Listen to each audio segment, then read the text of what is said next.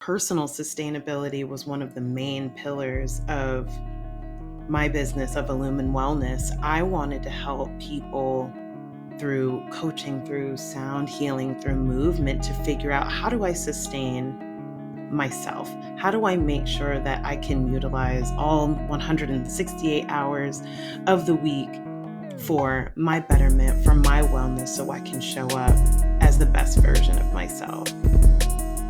It's time to pivot in your confidence, career, and compensation with the 5-Minute Career Hack Podcast every Monday and Thursday. Now, get ready for a special interview curated just for you. Welcome back to another empowering episode of the 5-Minute Career Hack. I am Candyce, your career wellness strategist, and absolutely thrilled for what we have in store today, along with our incredible guest who you see alongside me. As always, at 5-Minute Career Hack, we emphasize the pathway to learning, and that is through education, exposure, and experience. And again, today, we're adding the powerful element of empowerment. Our guest today is a living testament to the notion that unique experiences can pave the way to success. And you're going to soon discover the incredible journey that she's been on. And I'm certain that we are all going to learn from one another today. But first, before we hop in, don't forget to hit that subscribe button and drop a comment. Let us know what valuable insights you've gained from this episode. And we're eager to hear your thoughts on what topics or guests you'd like to see in future episodes. Our esteemed guest today is none other than the incredible Kitty McLeod. She proudly identifies as a blerd. And for those of you who don't know what that is a black nerd. And she's had an extensive professional career varying from the nonprofit sector to academic large-scale research projects. She brings trauma-informed movement and yoga teacher training to facilitate large and diverse groups. Her ongoing education to become a clinical mental health counselor and board-certified coach and skill as a master facilitator create safe spaces that encourage honest feedback from stakeholders and training participants. Thank you, Kitty, for joining us today. We are so excited to have you.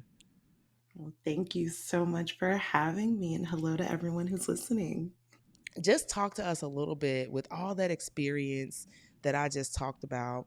Just tell us a little bit about kind of maybe where it started, and what caused you to take this very amazing and unique path that you've taken in your career and your business. Absolutely. Um, my goodness, where did it start? I think the best place to start is at the beginning. I have an amazing family of Caribbean American, very hardworking folks who really instilled in me a sense of pride, a sense of joy. And I think it's a deep connection to movement and connecting with others that has always been at the forefront of most of what I've done. I believe that my experience as a movement instructor really helped me to shape, what does it mean to create safe spaces? How do you make sure that you create a sense of inclusion in the room where it's okay for people to mess up, to try new things, to practice what it looks like to maneuver this VUCA world, this uncertain world that we go through. Mm-hmm. So what else? What has been my path? I think that's the arts and being a nerd and wanting to continually learn. I find ways to make connections between artistic creative endeavors and also how we can really have deliberate conversation and really facilitate connection, because that's where we create containers where magic happens. And Yeah. I want to see the magic. Yes, yes, yes. And I'm looking forward and expecting some magic as we continue to talk today. I'm sure the audience is going to feel it. And I'm so glad that your work embodies an integration of not just business, but the arts as well, because that allows you to use the various parts of your brain that help you thrive and, create whatever that mosaic of individual success looks like. And full transparency. So when I met you at the DECA event, which is the Diversity Equity Chamber Alliance. And you were there in your power, talking to the attendees that were there. And then since have really enjoyed your energy in our conversations, especially as it pertains to your work with the Black Professional Alliance. But without even understanding, so I met you in these business settings, and then to read your bio and hear from you, and there's all these things that pertain to the arts and creativity. I was like, man, she does such a good job of like, it rings as authenticity. Like you are yourself everywhere that you go. And, you know, I've listened to one of your podcast episodes that you did, and I'm like, wow, just how amazing how her authenticity is showing up. Her true self, what she does in movement and arts, is showing up in these business settings, which a lot of people are a little, now I'm not going to say afraid, but they shy away from talking about too much of their personal or what may not be deemed appropriate for the business and professional world. So just talk to me a little bit about what that integration is looking like for you. Like, how are you showing up as Kitty, the dance movement person, in these business and professional settings? What is that doing for you, and then also the audiences that you are empowering along your journey? Absolutely. I think one of the most interesting themes that's been coming up that I've been ruminating on is how authenticity really is a privilege. There's so many of us who show up in spaces who are not comfortable to be fully themselves. I Mm-hmm. have been very open and very honest on all sorts of fronts about my experience as a pole instructor, as a burlesque performer, as a performer in general. And that kind of vulnerability and being willing to share your body as art, and I believe that is of all dancers, movement instructors, yoga instructors, anywhere that you show up and you are seen, you're presenting your body to the world, it is incredibly vulnerable, but it's also a practice of being able to walk in that power, to accept yourself where you are. Yeah. um, I think that that is probably one of the most incredible lessons that I've had throughout life. And I've also been in spaces where I've been told, well, we don't talk about sex work, or we don't talk about pole, or it's not appropriate for this space. Mm-hmm. But that's as much a part of my journey as my blackness. That's as much Mm-hmm. a part of my journey as my queerness, as Mm-hmm. my presenting Love in it. a female body. And I was having a conversation with Maisha Essex. She's a soul purpose coach based out of LA. And she said something that struck my heart so deeply. And I'm going to paraphrase.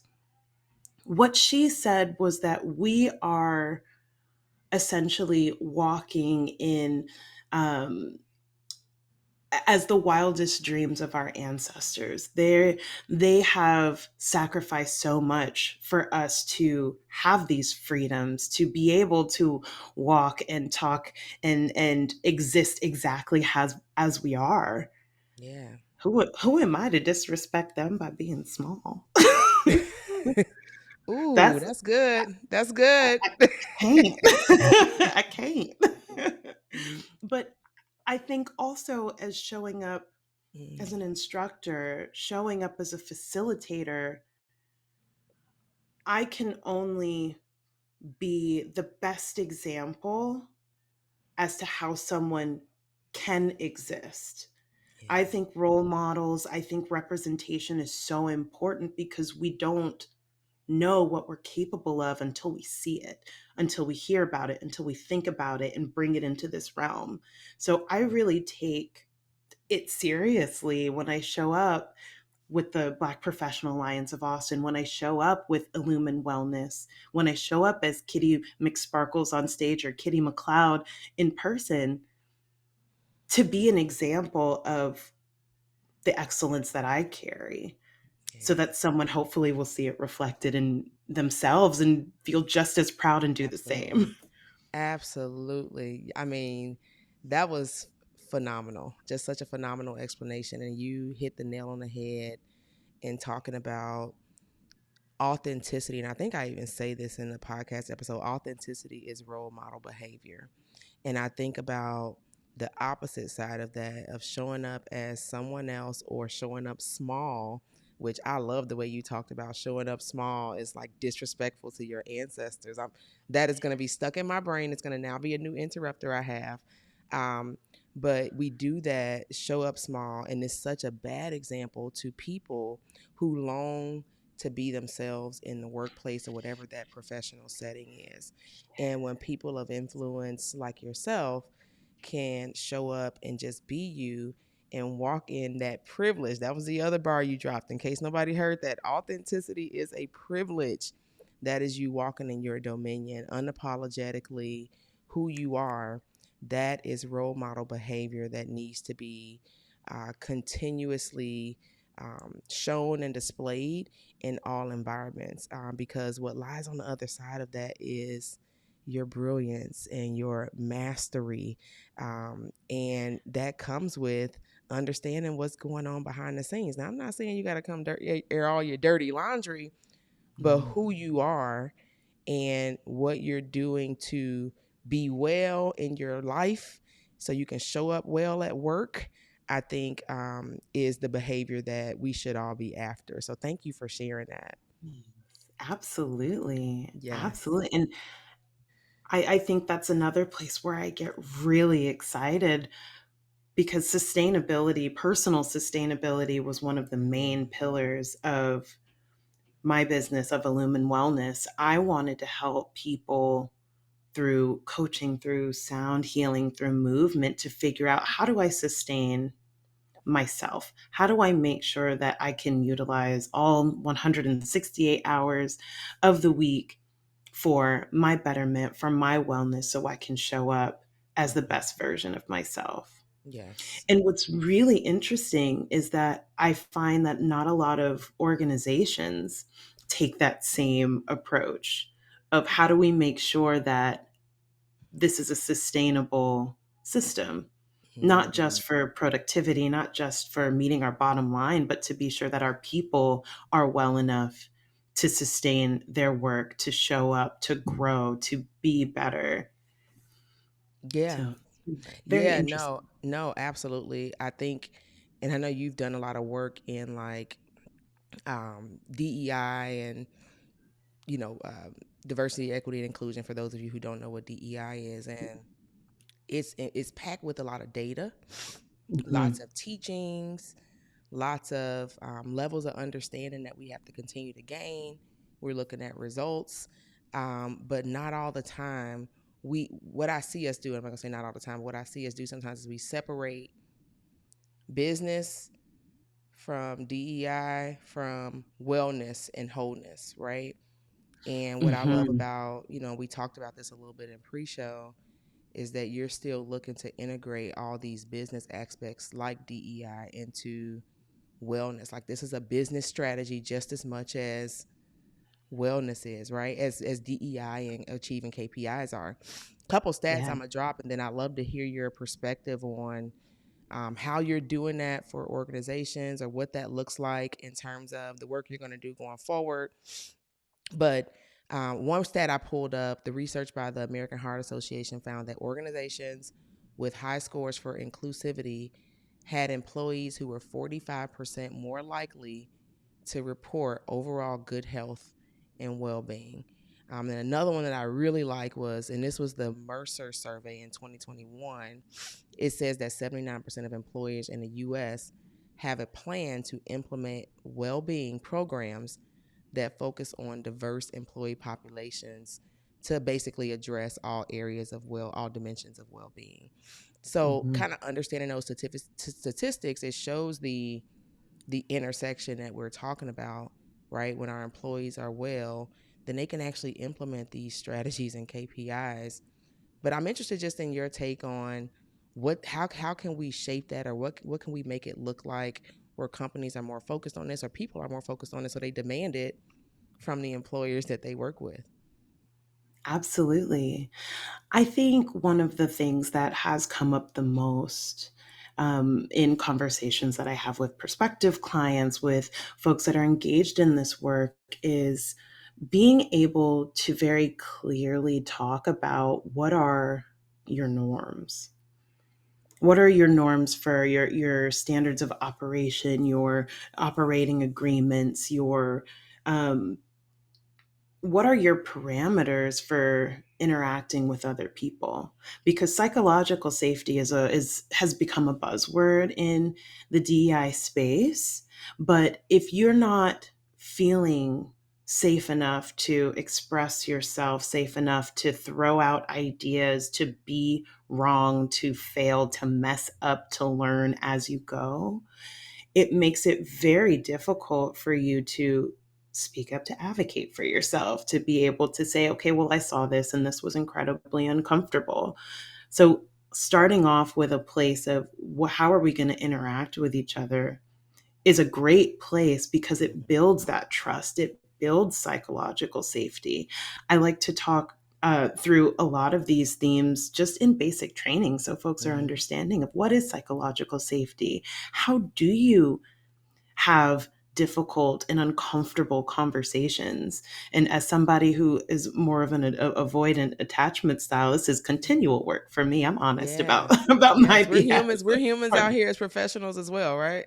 Exactly. But a part of my authentic journey is me integrating that for myself. How do you have difficult conversations? How do you give people tools to manage stress? Whether that's through mindfulness or meditation, or being able to check in with your body. What does that look like? That's not just for dancers. Yeah. That's for people jumping in their cars to take their kids to school. That's for folks picking up their coffee in the morning. Being able to talk about all of these themes and look at wellness holistically builds resilience. Mm. Resilient people tend to be happy people because they can cope, they can pick themselves back up, and happy people work harder, Yeah. Yeah. especially when they love what they do. Yes. Absolutely. Absolutely. I saw a meme yesterday. It was kind of funny. It was like and it was meant to be a joke, but I was like, it's actually real. It's like my boss can never find me because they say good work is hard to find. Good workers are hard to find. I can't. That's Not so good. necessarily exactly what you were saying, but that's what popped in my mind, so I said it.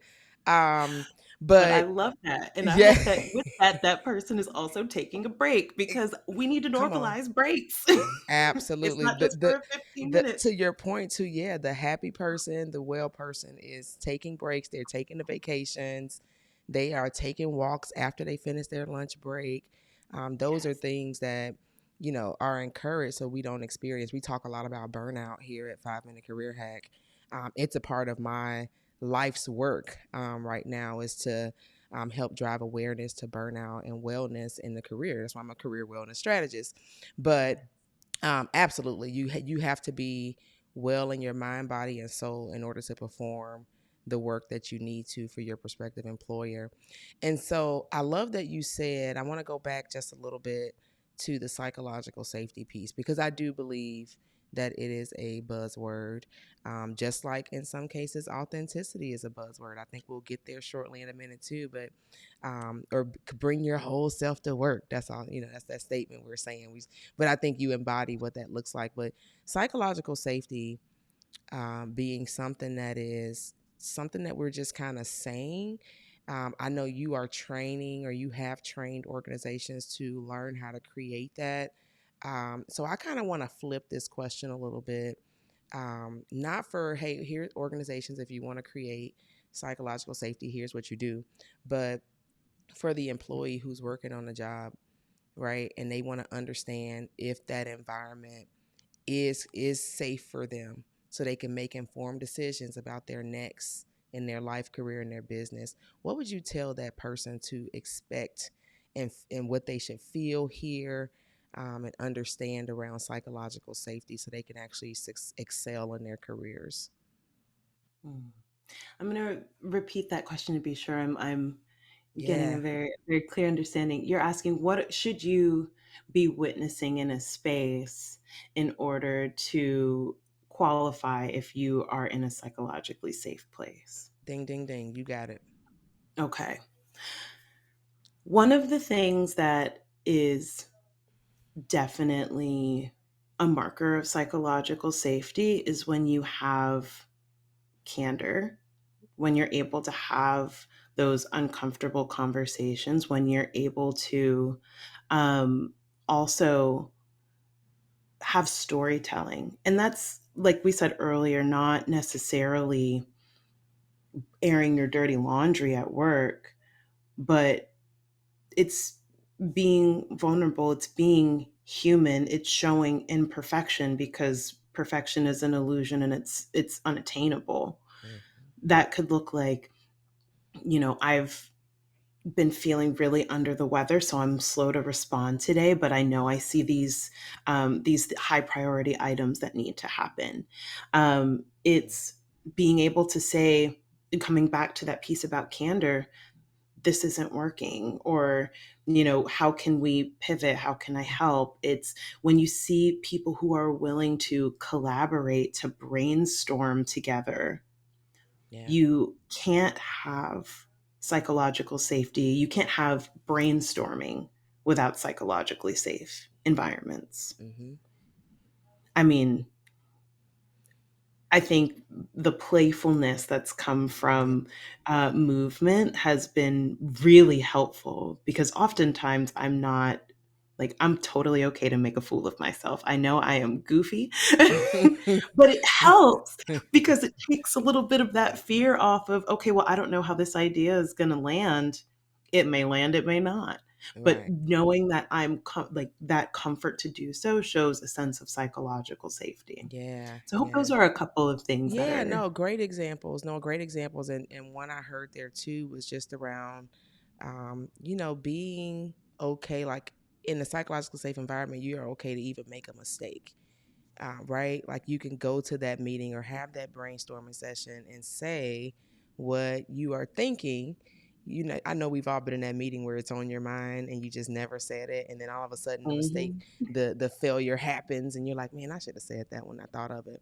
But if you felt safe enough to say it, then you could have maybe avoided that company from losing thousands of dollars, or you could have millions of dollars, sorry, or you could have saved yourself from this turmoil of, man, like regretting all the regret and the Mm. lack of forgiveness for yourself for not speaking up. So, no, I think I wanted to spin the question, and I'm glad that you talked about that because, um, we say that companies are responsible for all these things, our safety, our well-being. Yes, they are, but we're also responsible for ourselves and making sure that the environments that we are in are conducive to our overall goals, and our wellness, right? And so that's Yes. why I wanted to just spin the question so people could think about, maybe you're not in a psychologically safe environment, or maybe you are, or you learned something here today that you can bring to your organization, or maybe celebrate with your organization because they do it. I think we have to be able to see that and acknowledge it. So when those triggers come where it's not safe, you know how to respond. So thank you for sharing that. Mm. Absolutely. And I think one last takeaway that can be really helpful to take it a little bit out of the organizational context and bring it back to the individual is thinking about, what are your own personal boundaries? Mm, How do you like to be talked to? How do you like to be communicated to? And practice. mm-hmm. I remember speaking with an orator. I can't remember her name right now. I'm going to kick myself in the foot. But That's all right. I remember asking her, how do you always know what to say? And she said, I practice. Like, I Mm, think about it, I test it out. So, as you're thinking about your boundaries, as you think about in a work environment, how do I want to interact with people? How do you give micro affirmations? Thank you for communicating with me the way that you did. It's really helpful, or it mm, makes things a lot easier. Or how do you intervene? I'm not 100% comfortable with how that was communicated, or the way that this played out. I don't know if now is the right time for us to talk about it, but I would like to come back to it so that you yeah. can stand in your power and also give space for learning and failure within the organization as well. Absolutely. No, I 100% agree with that. Boundaries is something that we absolutely all should have. And, practicing those are very important to your point. I think I did a video a couple weeks ago of get your no's ready for the week. You're not going to know how to say no. So I gave like 5 various ways that you could say no, like, no, nah, I'm good. Thank you for thinking of me. No, I don't have capacity. But practicing that allows you to deploy it when you need it. I think also, I'm not going to say but and we talked about that in the pre-show, and also being in practice of being in the moment and responding the way that your body, mind, soul, whatever that experience, whatever that is, just responding to it the way that you feel it, right? And Mhm. not, popping off and being disrespectful for, the lack of a better word, but whatever it warrants in that moment, it's also so important when it comes to boundary setting to be present and know and practice it by just saying it how it's on your mind, because you can regret not saying anything at all in a moment where you could have advocated for yourself. Now I could teach you how to Mhm. forgive, the steps to forgiving yourself and all that, but you will probably make yourself more proud when you use those moments and exercise presence to, that's a boundary to advocate for yourself and say, hey, this makes me feel good, or I don't like the way this feels, I don't really have an answer for it or language for it right now, but did want to just bring it to the table. That's you advocating for yourself, and I think that's also another form of role model behavior, so I'm glad you mentioned that. Absolutely. Yes. Absolutely. So for me, Kitty, this is the kind of last question, and I'll open it up for, anything additional that you want to share as you embark on this next wave of your journey. I definitely want to hear about your work with BPA and plans that you have for that. But like I told you, your energy, even our first conversations, I think Kitty and I got off on like an hour tangent on like authenticity and showing up as yourself and all that It was fun wonderful. stuff. It was wonderful, and that will probably continue to be, work that we do together. But we know that getting to those places that I think you and I are at, and definitely the co-founders at 5 Minute Career Hack, where we're just being ourselves because we know that's what serves us and that's the behavior we need to model to those who look to us. And now my new language is respect to ancestors. It came with some trauma, it came with some bad experiences around where you weren't able to be yourself and learning that you denied yourself and having like what the aftermath of that was. But just kind of share with us what led you to embarking on this journey of authenticity. I'm not saying share all your trauma, but was there a particular experience that comes to mind of, man, this was a time when I wasn't myself or I wasn't showing up authentically, and it actually, there was a detriment that was associated with it that either, I mean, it's a lesson, right? But it either informed the way I did business or it caused me to hold myself back or experience another trauma as a result of it. I love to just hear a genuine, just kind of experience maybe that you had that led you here that may resonate with the audience. Absolutely. Absolutely. The first thing that comes to mind is a little bit of my experience in this past year. And really the crux of it is that when I don't listen to my body, when I don't check in with my internal pendulum, I like to call it sometimes, it's really deeply connected in somatics to checking in with the sensations that your body is giving you. That innate gift that we have, everybody has it, can tell you so much. Mm-hmm. I have had my body tell me when I'm not acting in integrity, Mm-hmm. when things are not in alignment. And I think that that showcases itself, the lesson that when I am acting authentically, when I am presenting exactly as who I'm supposed to be, I attract the connections Mm, that are supposed to be there. that's I good. attract the clients that I'm supposed to work with. In this past year, the word integrity and authenticity and hope have been coming up for me quite a bit.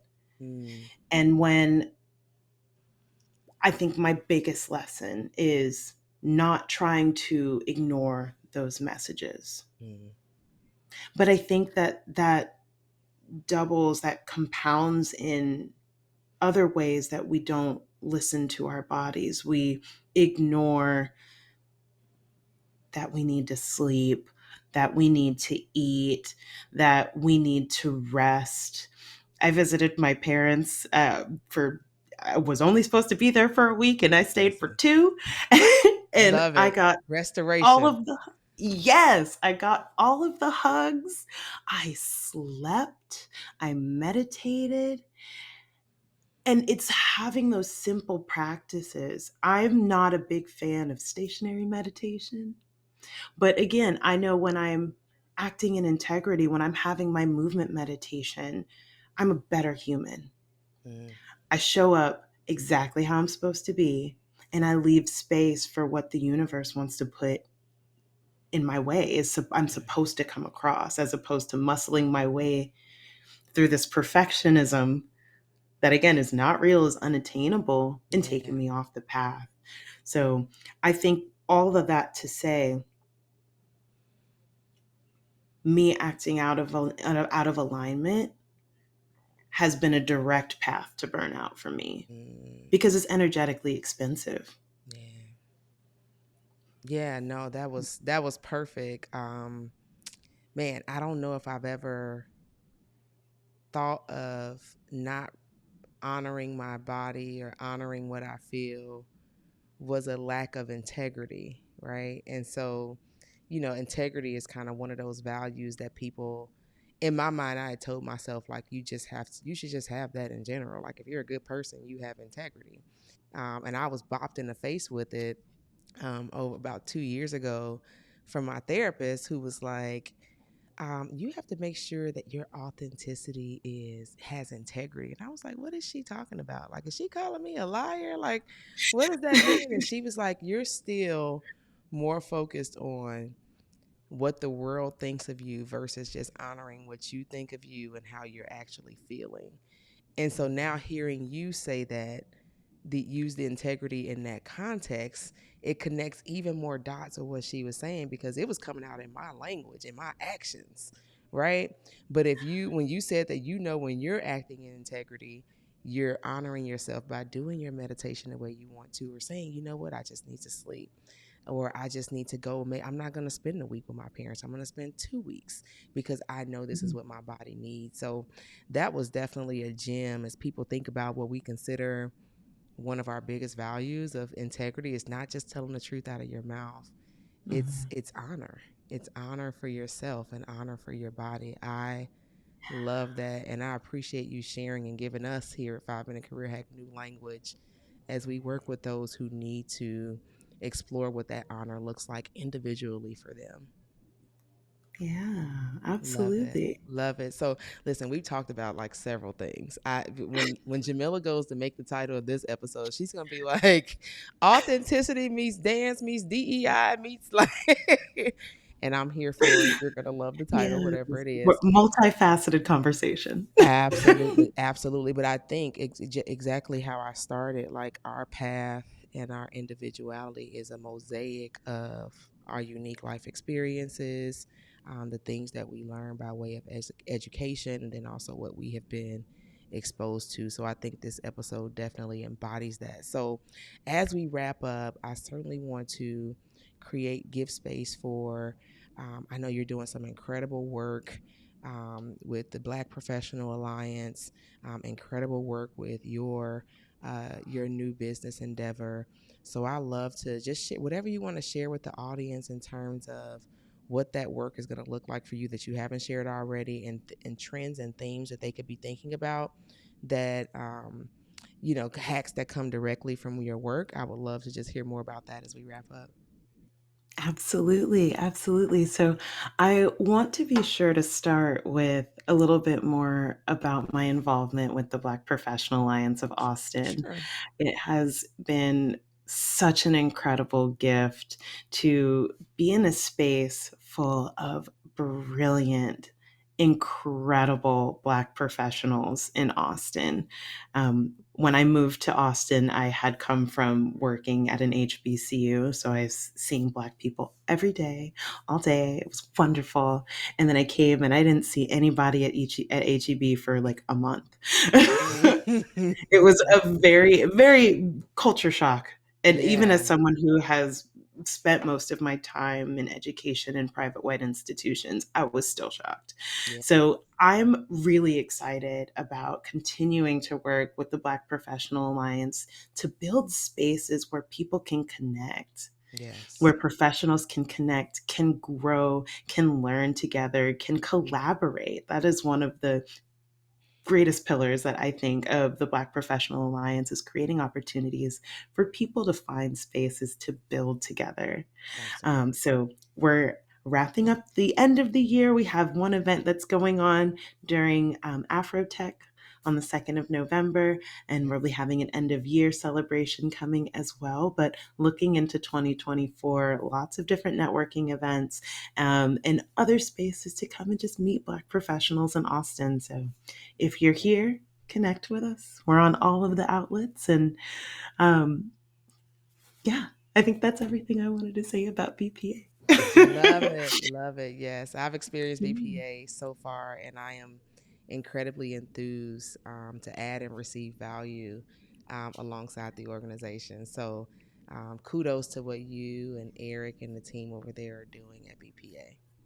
Yes, thank you so much. Yes. And through Illumin Wellness, Mhm. I'm just really grateful to have the space to provide DEI consulting, whether that's through, assessing your company culture, through trainings to be sure that everyone is on the same page, whether that's to what is DEI or DEIJ or idea for organizations, all the way down to how do we build resilience, what are different coping mechanisms for us to deal with stress, and then helping with strategies to move forward, whether that's through building out plans, policy revisions and audits, looking at marketing material. At the end of the day, I just want to help make sure that the world is a little bit more accessible, that everyone's able to grow and have the freedom to do exactly what they want and what they need to do, and that it's equitable and accessible. Yeah, no, love that. And what I really loved about it, because I'm the wellness girl. I love like, talk to me about meditation, healing, hope. We can talk about that stuff all day long. And I have learned a lot. And one of the things I'm challenging myself to is like, okay, or how are you sharing that? And how can you teach people how to implement the strategies for wellness? Because like I talked about earlier, wellness is also a business strategy as well, right? Yeah. So I am looking forward to the work from Illumin Wellness.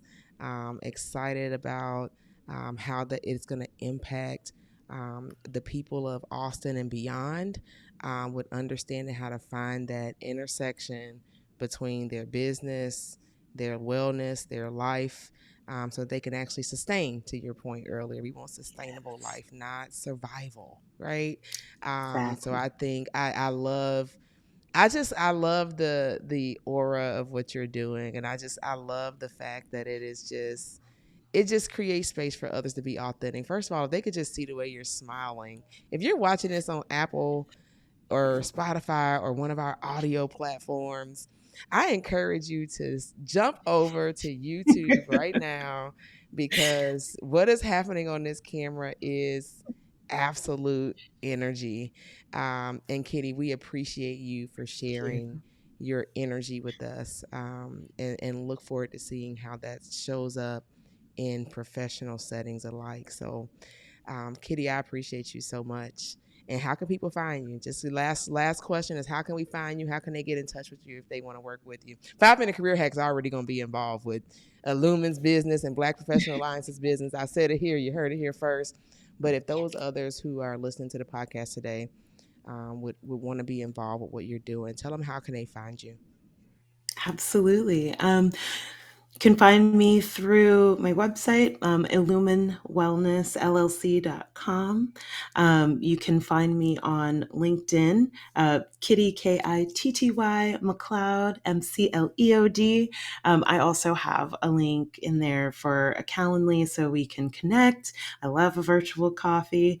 Come ready to share with me exactly who you are, because who you are matters first, and then we can get to all of the good stuff and all of the work as well. But I'm excited to just connect and to talk and to see how we can help. All right. Well, if you are not already subscribed to the 5 Minute Career Hack, do it right now. I am Candyce, your career wellness strategist, and I will see you next time. I truly hope you enjoyed this episode as much as we enjoyed doing it for you. However, it doesn't have to end there. Come on over to our Facebook group community right now for free. You're going to get exclusive content that we weren't able to include in this episode as well as past episodes. We've got challenges, we've got research, we've got lives, you name it, all for you in bite-sized chunks so that you can continue this development journey. Go ahead, click the link right now in the description show notes, and we'll see you there.